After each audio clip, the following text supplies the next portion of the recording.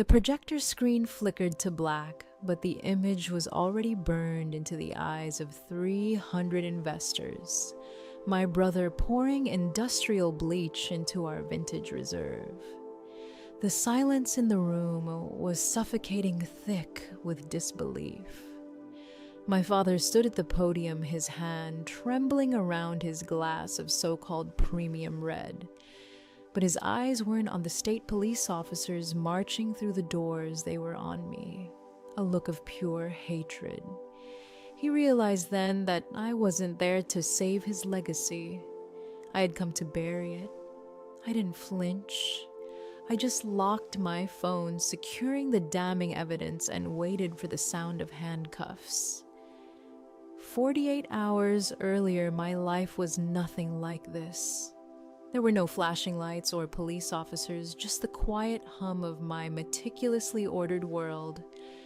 I was a senior food safety auditor, the one people called when they needed to clean up their mess. My job? Simple.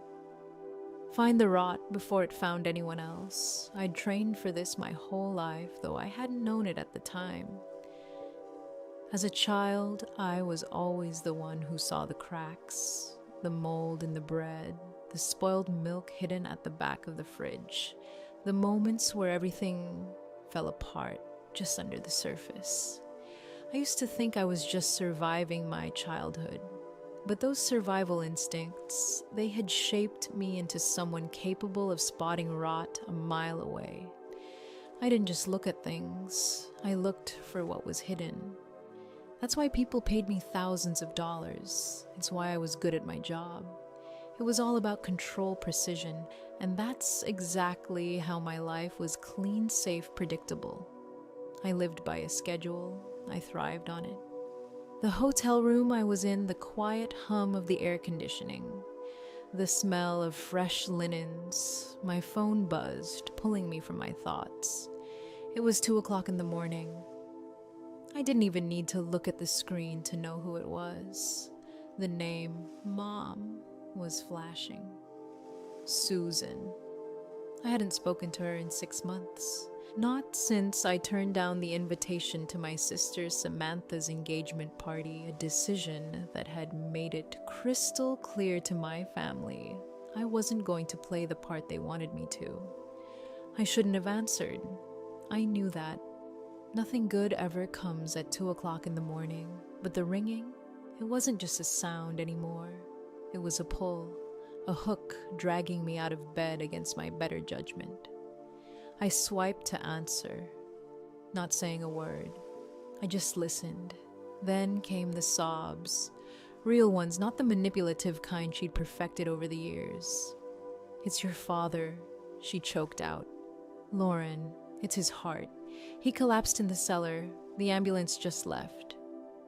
My chest tightened. Was he alive? She told me he was in critical condition, the doctors saying it was stress-induced. The same excuse they always used. The same reason for every disaster. But this time, it felt different. I should have stayed in my hotel room, finished my audit, and ignored the phone call. But that invisible chain, the one I'd spent years trying to sever, tugged at me again. Family loyalty, it was like a phantom limb. I had cut them off years ago, built walls, moved away. But that ache in my chest, that pull to fix things, it never really went away. It didn't matter how many times I changed my number, or how many times I told myself I was free. When Susan's voice cracked through the line, everything I'd worked so hard to leave behind started to resurface. Her sobs weren't like before. They were raw, real. It hit me in a place I didn't even know existed anymore.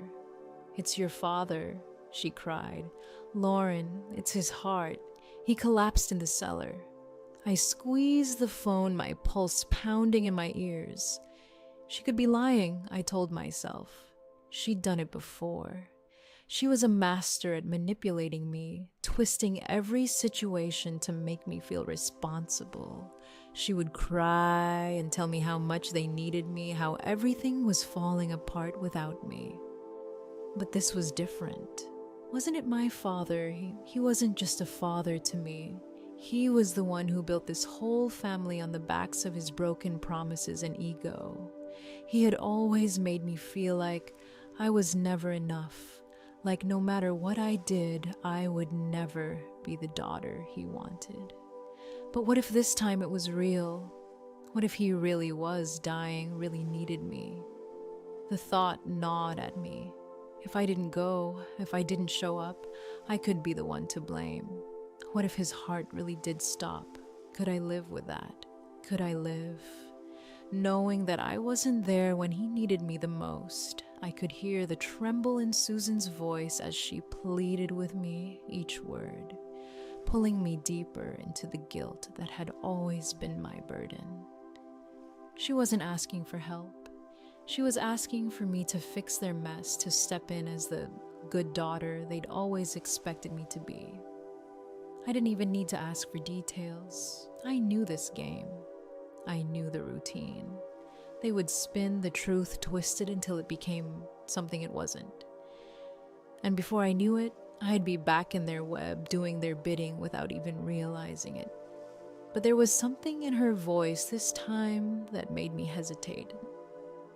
The desperation, the fear. Was she acting, or was this the real thing? The part of me that had spent years running from this family, running from the chaos they dragged me into, fought against the part of me that still hoped, still believed that maybe, just maybe, they needed me for something other than what I could provide. Something inside me softened. It was a tiny shift, almost imperceptible. Maybe it was the weight of the phone call. Maybe it was the fear in Susan's voice that made me believe this wasn't just another manipulation. Or maybe it was a sliver of hope that if I did go, I might finally be able to fix things to make it right. I didn't know if I was making the right choice, but I packed my bag, grabbed my coat, and headed for the airport. There was no going back now. As much as I told myself I was done with them, with all of their lies and games, the truth was I couldn't leave. Not yet. The drive to Napa was a blur. Every mile that brought me closer to the winery seemed to add weight to my chest. I told myself I was here to save my father, to make sure everything was all right. But deep down, I knew it wasn't that simple. The vines outside the car window were perfect, neatly trimmed rows stretching far into the distance, each one carefully maintained. It looked like a postcard. Everything was pristine, polished, a perfect reflection of the glossy brochures Samantha had sent out to high-end travel agencies. This was the image they sold to the world, the rustic, charming vineyard, the perfect backdrop for the wine that was supposed to be the pride of our family. But I knew better than to buy into the illusion. I'd spent my entire life learning to look beyond the surface to find what was hidden beneath the charm and the smiles. I parked the car in the lot and stepped out, the weight of the suitcase in my hand, feeling heavier with each step. The air smelled like rosemary and garlic, nothing like the sterile hospital scent I'd been expecting. There was no sign of the crisis I'd been led to believe was unfolding here. No monitors, no sterile rooms. Instead, I walked into the house and found my father sitting in his favorite leather chair eating steak. A napkin tucked neatly into his collar, his glass of Cabernet on the side table. He didn't look like a man who just collapsed from a heart attack. He didn't even seem remotely concerned about his so-called critical condition. "You made good time," he said, his voice dripping with a smug satisfaction. "Samantha said you'd be here by 4 o'clock. I stood there frozen, staring at him. "You're eating steak," I said, unable to hide the disbelief. He shrugged, cutting into the meat with a practiced ease. "The doctor said I need iron," he replied, not looking up. and red wine is good for the heart. He didn't even have the decency to look ashamed to show any sign of remorse. There was no crisis here, no sign of anything that warranted the drama Susan had created. This wasn't the dying man I was supposed to save. This was the same manipulative, self-centered person who had dragged me into his mess time and time again. But before I could say anything, Susan emerged from the bathroom, a fresh bottle of wine in her hands, and the game began. They didn't need my money, she said. They needed my signature. And it wasn't as simple as I'd been led to believe. The so-called clerical mix-up involved a shipment of wine flagged for quality issues. The wine needed my verification as a certified food safety auditor, a signature. That was all they wanted. But I could tell there was something more, something off. I wasn't even in the door yet, and I already knew this wasn't a simple request. I followed Tyler, my brother, to the warehouse, expecting to see some kind of official operation. But what I found wasn't what I was expecting. It wasn't a factory. It was a nightmare. The smell hit me first. It wasn't the clean, yeasty scent of fermentation, the kind of smell you'd expect in a winery. No, it was sharp chemical, the sting of industrial bleach masking something far worse. What is that smell? I asked, my nose wrinkling as I pulled my scarf over it. Cleaning agents, Tyler said dismissively. We run a tight ship. He unlocked the door and stepped inside, flicking the lights on. The warehouse was like a ghost of a real operation. The tanks were rusted old, like they'd been salvaged from a scrapyard. Hoses snaked across the floor through puddles of stagnant water. But the real shock came when I saw the assembly line. Bottles were moving down a conveyor belt. They weren't empty. They were full of something wrong. The labels were old, faded, and the liquid inside it wasn't wine. It was cloudy, almost murky. I walked over to a pallet of bottles, picking one up, and that's when the reality hit me. The label was peeling off, the date on it, 6 years ago. I uncorked the bottle and the smell made me gag. It wasn't wine, it was spoiled. It was vinegar. This is spoilage, I whispered, my voice trembling with professional horror. Tyler, this is vinegar. It's a rot. You can't sell this. But he wasn't listening. He was too busy, too excited about his innovation. We don't sell it like that, he said, his voice casual, almost proud. We fix it. We run it through a charcoal filter to strip the color and taste. Then we add the flavor back in. Tannin, powder oak extract, a little red dye, number 40. Good as new. I felt sick.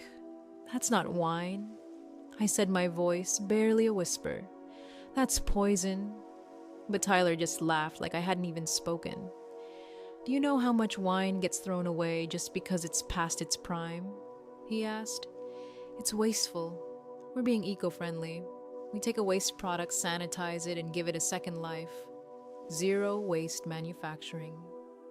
I stared at him, at the rusted vats, at the bleach being poured into the barrels. This wasn't just unethical. It wasn't just greedy. This was dangerous. You're bleaching moldy wine, I said, my voice shaking now. And you want me to sign a federal safety log saying this is fresh vintage. He just shrugged his smile, not even a little apologetic. Dad needs this shipment to go out, he said. If it doesn't, the bank takes the house. The stress will actually kill him this time, and it'll be your fault. I looked at the vats again, the bleach, the labels, the rot, and for the first time I realized just how deep the rot went. This wasn't just about bad decisions or poor business practices. This was something far worse. My family wasn't just messy, they were dangerous, and I was trapped in their web. I wanted to leave, to walk away, but I couldn't. Not yet. I returned to the house, my boots, leaving faint chemical-scented footprints on the Persian rug. The dining room was already set, but the atmosphere was heavy with tension. My family was waiting for me to make a choice, to make the decision that would either save or destroy them. Richard had finished his steak, his plate, now empty his face, a mask of controlled irritation. Samantha was scrolling on her phone, too absorbed in her social media empire to notice anything around her.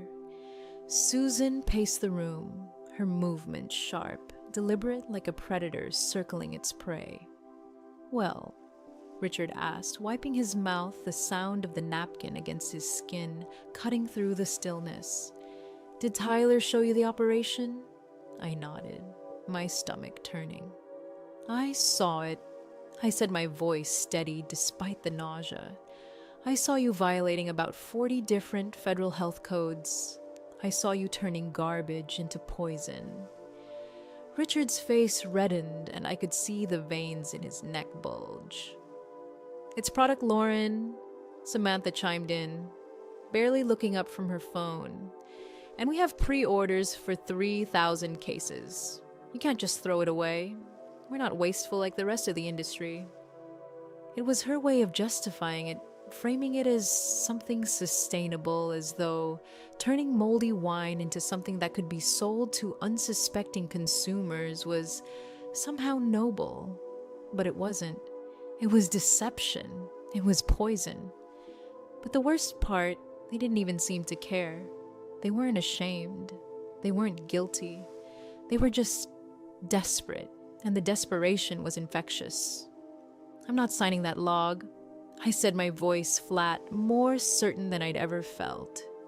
"I won't put my name on a felony." Richard's face contorted with rage.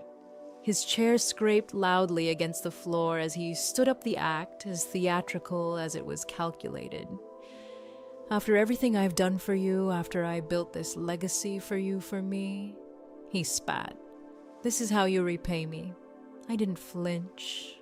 The words didn't land like they used to. I'd heard them all before, how everything he'd done had been for the family, for me, for the future. But it was always for his ego, never for anyone else. "I want no part of it," I said, my voice cold. And that's when Susan stepped in. She didn't shout. She didn't threaten. She did something much more effective. She started to cry. Soft, wounded sounds, the kind of cries I'd been conditioned to fix since I was a little girl. Her hands reached for mine, cold and clammy, and she looked at me with eyes wide and pleading. "Look at your father," she whispered, her voice thick with feigned innocence. "He's terrifyingly fragile right now." The words were like a hook digging into my chest. The guilt, the weight of it. "If we lose the winery, we lose everything," she continued, squeezing my hands tightly. "The stress will kill him. Do you want that on your conscience?" She didn't have to say more. I could already hear the rest of the story in her words. If I didn't sign, if I didn't help them, I'd be the reason my father died. The reason they lost everything. It wasn't just a signature, she said. It was saving the family. And wasn't that what I had always wanted to do? Save them. The guilt swelled in me, heavy and suffocating. It was the same manipulation they had used my entire life. My father's legacy, my mother's fragility, the idea that I was the only one who could fix it. I could feel it, my old role, the one they had tried to force me back into, the one I had spent so many years trying to escape. The good daughter, the savior, the one who made everything better. For a moment, I felt the pull. I felt the weight of it, the familiar ache in my chest. It was too easy to say yes, to give in to the pressure. But this time I didn't. I looked at Richard, who was now watching me with a dangerous glint in his eyes. I looked at Tyler leaning in the doorway, waiting for my decision. I felt the truth settle in cold and clear. They weren't asking for help. They were asking for me to become part of their lie. I couldn't do it. I couldn't let myself be dragged under with them. "I'm not doing this," I said, my voice firm. "I won't sign." The room went dead silent. And for the first time, I didn't feel the old fear. I didn't feel the weight of their expectations. I felt something else, something that had been buried for so long. I felt free. The silence in the room pressed down on me thick and suffocating. Richard was still glaring, his face red with anger. My mother's hands were still wrapped around mine, her eyes wide with that pleading look she always knew how to use. The guilt was heavy, but it wasn't the kind of guilt that would make me bend to their will. It was the kind of guilt that made me realize something I'd been avoiding for years. I couldn't fix them. I couldn't save them. No matter how much they tried to manipulate me, no matter how many times they threw the same emotional traps at me, I had to stand firm. I looked at my family, at the twisted faces of desperation, and I realized just how far gone they were. They weren't just asking for help. They were asking me to be complicit in their lies. I felt a cold clarity wash over me. No, I wouldn't let them pull me back in, but I had to do something. I had to stop them from getting away with this. "I'm not signing," I repeated, my voice unwavering. Richard's nostrils flared, but before he could speak, I softened my expression. I could see the tension in his shoulders, the way he thought he was winning. "But I can't just leave it like this," I said, taking a deep breath. "I need to run a sample test on the batch. If the data doesn't match, the state auditors will flag it immediately. We need realistic data points to fill the log." The lie hung in the air, but it was a lie that would buy me the time I needed. Richard relaxed, nodding like he'd won. Tyler gave me the keys to the lab, and for the first time, I felt like I was in control. I wasn't saving them. I was setting the stage to expose them. The VIP tasting event was supposed to be their moment, their victory. Richard was the proud patriarch. Samantha was ready to show off her perfectly curated brand, and Tyler was there to bask in the false glory of their operation, but I wasn't there to play their game. As the guests sipped the vintage wine, I stood at the back of the room, my fingers trembling with the remote in my hand. The projector flickered to life, and the footage of their lies filled the screen. I didn't speak. I didn't need to. The images spoke for themselves. The rusted vats, the bleach, the spoiled wine, the false labels. My family's empire of deception laid bare for everyone to see. Gasps filled the room as the doors burst open and the state health department poured in, led by the same man I'd called weeks ago. Richard froze his face, going pale as the officers moved toward him. His hands trembled as he tried to defend himself. But it was too late. His empire was crumbling, and there was nothing he could do to stop it. As the handcuffs clicked into place, I didn't feel the weight of guilt. I didn't feel sadness or regret. I felt relief. The truth had come to light. The business, the legacy, it was finally free from the corruption that had poisoned it for so long. In the aftermath, the winery was transformed. The land that had been tainted by greed and lies was reclaimed by those who had worked the vines with integrity. They started an organic water cooperative, one that supported the community rather than exploiting it. And as for me, I'd lost my family, but I'd found something far more important: my name, my integrity, my peace. And looking back, I realized that the hardest part wasn't exposing the truth, it was letting go. I had spent my whole life thinking that family was everything that I was supposed to save them, fix their mess, carry their burdens. But the truth was, they weren't the ones who needed saving. It was me. I needed to save myself. I needed to reclaim my name, my integrity, and my peace. I lost my family that day, but I gained something far more valuable: the freedom to live on my own terms. The winery was reborn, not as a symbol of greed, but of honesty. The workers who had been there all along now had the chance to thrive, and the land once tainted by lies was finally being used for something pure.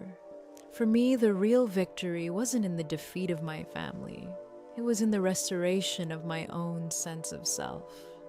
It's easy to get lost in the expectations others place on you. It's easy to let guilt and loyalty bind you to a life that isn't yours. But when you stand up for what's right, even when it's hard, you realize that the only approval you really need is your own. If this story resonated with you, if you believe in the power of redemption, the courage to stand up for yourself, and the strength to break free from toxic cycles, share your thoughts below. And if you haven't already, don't forget to like and subscribe for more stories that remind us all of the importance of integrity, no matter the cost.